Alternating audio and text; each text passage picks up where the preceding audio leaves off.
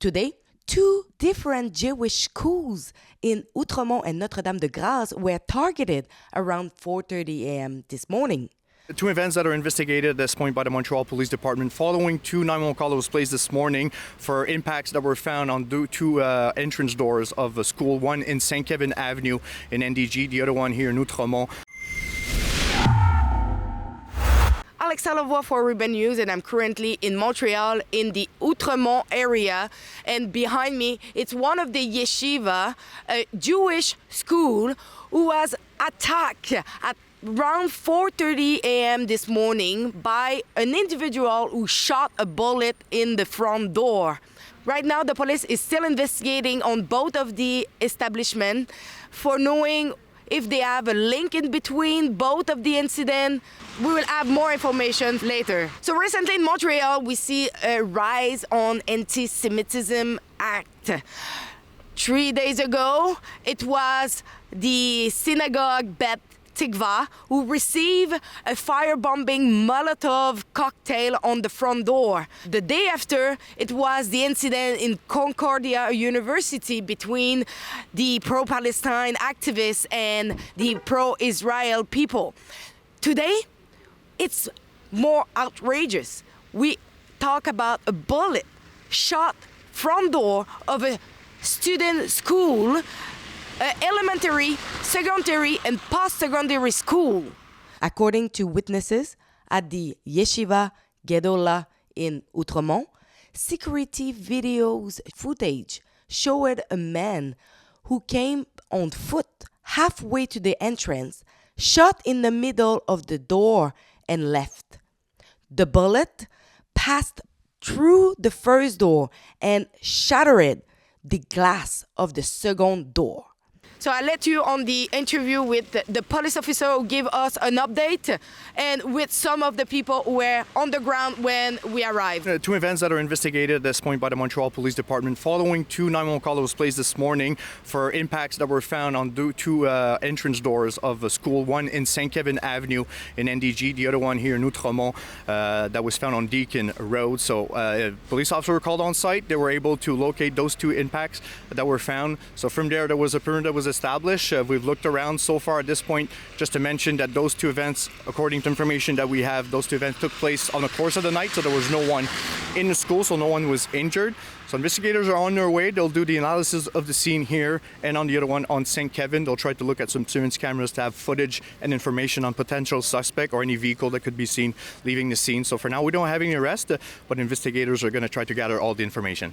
Do you know if the two events are related? A little bit too early. For sure, those two events took place on the course of the night. We're going to look at the information that we've got, if it's the same people or the same person that did those gunshots. So at this point, a little bit too early to confirm that, but we'll gather all the information to see if those two events are linked. Mm-hmm.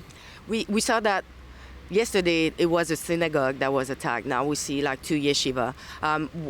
What are you going to do to maybe protect some anti-Semitic action that is doing towards Jews? Since the beginning of the conflict, there's obviously more officers surrounding areas of Jewish community just to assure the safety of everyone. We're going to do the same thing here and the other schools, just I would say to reassure everyone. We're taking those events really seriously. So we're going to take all the information, we're going to gather all the effort that we can so we could identify the people that did that.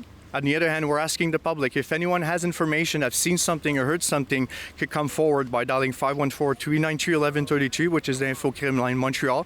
All this information will be passed on to investigators. This morning we came and we saw that the door was all shattered. We had no clue where it came from until we saw after, and they came for an investigation to see what happened. How do you feel about the incident? Very scared. Really scary. We did not expect this because Israel is on the other side of the world. Totally off timing. Are you scared that maybe this kind of incident will happen again? No. Hopefully not. Mm-hmm. We will try to add more security. And the entire Jewish community in Montreal is pretty shocked by this. And, clearly people are worried because we've been living an upsurge of anti-Semitism like we have not seen in a long time. This will definitely be a record year for anti-Semitic incidents in Canada, and much of it will have been recorded in October and the first week of November. A few days ago, there was a firebombing attempt against a synagogue in Dollard-des-Ormeaux, a suburb of Montreal. Yesterday, Jewish students who were trying to inform their fellow students about the hostages taken by the brutal terrorist group Hamas were physically attacked at Concordia University. We consider that a hate crime, and we understand there were arrests and that hate crime charges might be pressed against those arrested. But overnight, even more shocking, 2 Jewish institutions were fired upon. They are both schools. One of them is a dormitory school and has students inside. Someone could easily have been injured or even worse, killed. Thankfully, that doesn't appear to have happened. Nobody seems to have been injured, but there is damage in both locations. This is shocking and unacceptable. So I'm currently standing in front of the Benjamin and Rachel Bertel building, which houses an elementary school for the Jewish community. As you can see behind me, a perimeter has been set up by the police to secure the area where the weapon impact occurred. According to the police, a projectile was shot by one or many individuals responsible for this anti-Semitic act. The suspect has not been discovered yet. The targeted establishment is located in Notre-Dame-de-Grâce, so approximately 13 minutes by car from the other school that was targeted in a armed attack this morning. We don't know who did this, and we're waiting for the police to connect up the dots.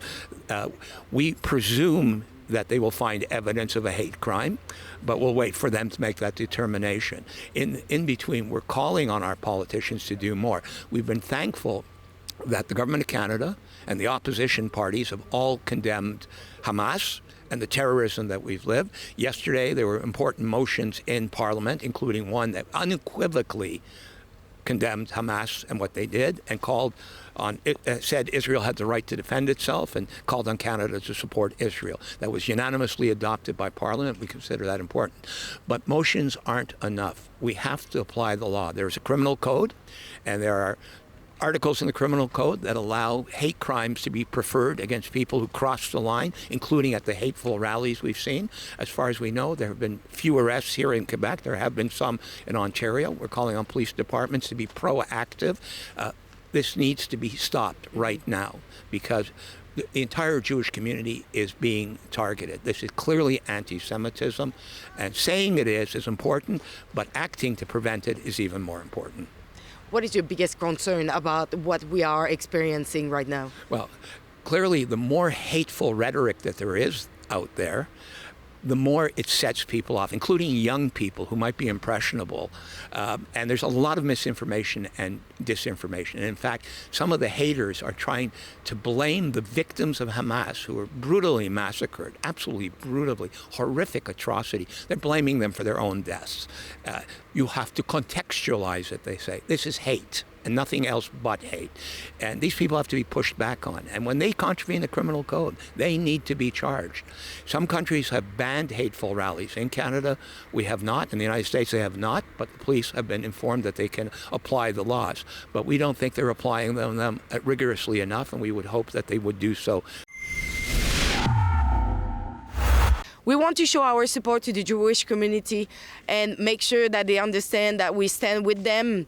So go over CanadaStandWithIsrael.com, sign our petition, and also make your voice heard if you think that we need to support the Jewish community in those dark times.